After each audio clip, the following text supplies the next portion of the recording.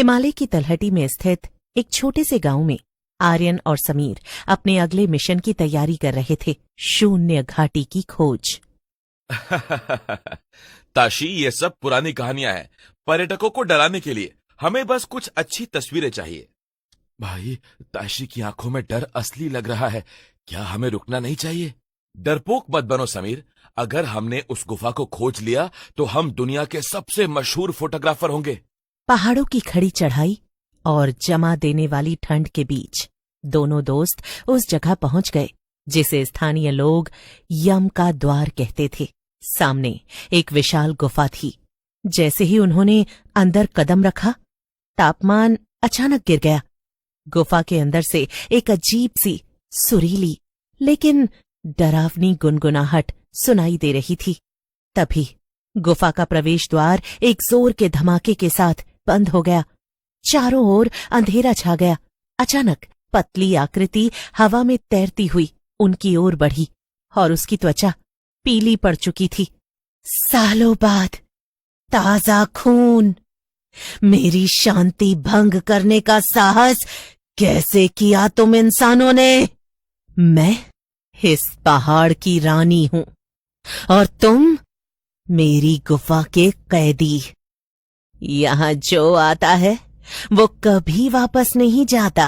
उसकी रूह यहीं जम जाती है। समीर डर के मारे जमीन पर गिर पड़ा। हिमशिखा धीरे से उसके पास पहुंची। समीर के चेहरे पर तुरंत बर्फ जमने लगी। मुझे तुम्हारी चीजें नहीं चाहिए बालक। मुझे चाहिए तुम्हारी यादें और तुम्हारी गर्मी। इस बर्फ में अकेले रहते रहते मैं पत्थर बन चुकी हूं। तुम्हारी चीखें मुझे जिंदा महसूस कराती हैं।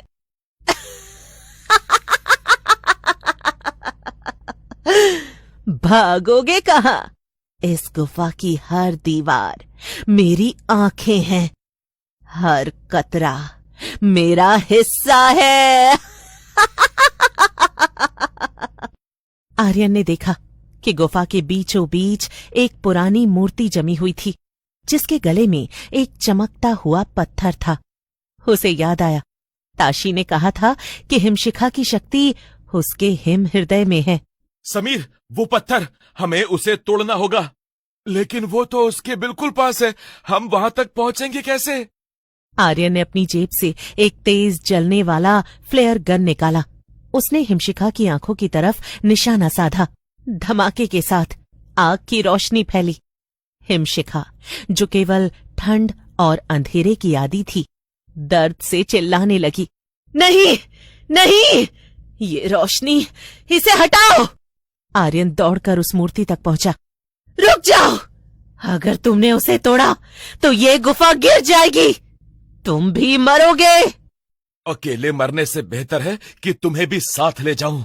पत्थर टूटते ही एक नीली रोशनी का विस्फोट हुआ। हिमशिखा की चीखें गुफा में गूंजने लगी। आर्यन और समीर किसी तरह बाहर निकलने में कामयाब रहे। जब उन्होंने पीछे मुड़कर देखा तो वहां गुफा का कोई नामो निशान नहीं था। तभी हवा में वही सुरीली गुनगुनाहट फिर से सुनाई दी। हिमशिखा मर चुकी थी, लेकिन उसका अंश अब भी उनके साथ था। गुफा ढह चुकी थी, लेकिन सन्नाटा और भी भारी हो गया था। ताशी, जो नीचे कैंप में इंतजार कर रहा था, बदहवास होकर उनकी तरफ दौड़ा। तुम वापस आ गए? ये नामुमकिन है। हिमशिखा किसी को नहीं छोड़ती। हमने उसे खत्म कर दिया ताशी। उसकी शक्ति का पत्थर तोड़ दिया। देखो, गुफा दफन हो चुकी है। ताशी की नजर आर्यन के हाथ पर पड़ी। तुमने उसे मारा नहीं है आर्यन साहब, तुमने उसे आजाद कर दिया है। वो पत्थर उसे गुफा में कैद रखता था। अब वो तुम्हारे भीतर है। क्या बकवास कर रहे हो? आर्यन ठीक है, बस थोड़ा ठंडा पड़ गया है। समीर, मुझे ठंड नहीं लग रही, मुझे बहुत गर्मी लग रही है। ये सूरज, ये बहुत चुभ रहा है। जैसे जैसे आर्यन का व्यवहार बदलने लगा। आर्यन, खाना खा लो। भाई, तुम डरा रहे हो अब। समीर, क्या तुम्हें सुनाई दे रही है? वो पुकार रही है, कह रही है कि पहाड़ों को उनका बदला चाहिए। हमें भागना होगा। वो अब आर्यन नहीं रहा, हिमशिखा उसकी देह का इस्तेमाल कर रही है। आधी रात को एक बर्फीला तूफान उठा। समीर की नींद खुली तो उसने देखा कि आर्यन गायब था। वहां पहुंचकर उन्होंने जो देखा उससे उनके रोंगटे खड़े हो गए। मैंने कहा था ना, तुम्हारी यादें और तुम्हारी गर्मी मेरी होगी। आर्यन अब इस बर्फ का हिस्सा है और अब तुम दोनों की बारी है। मुझे एक नया रक्षक चाहिए जो इस घाटी की रखवाली करे।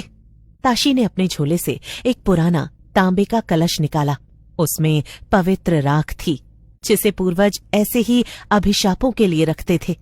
समीर, मुझे उसे रोकना होगा। तुम भागो, गांव जाकर सबको सचेत करो कि कोई इस तरफ न आए।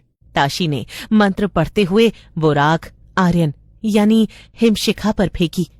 एक भयानक चीख गूंजी, आधी आर्यन की और आधी उस चुड़ैल की। पूरा पहाड़ कांपने लगा। सालों बीत गए।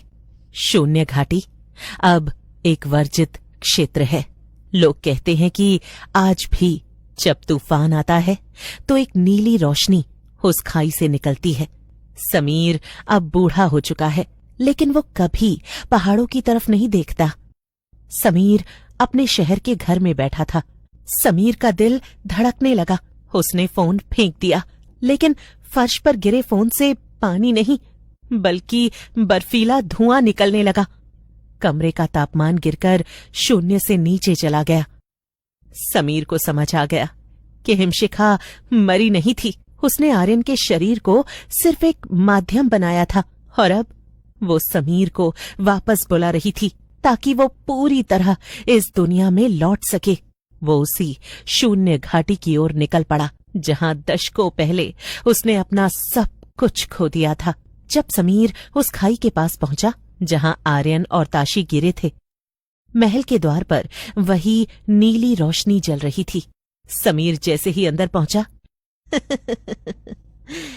समीर, मेरे वफादार दोस्त, देखो मैंने आर्यन को संभाल कर रखा है, पर इसे एक साथी चाहिए।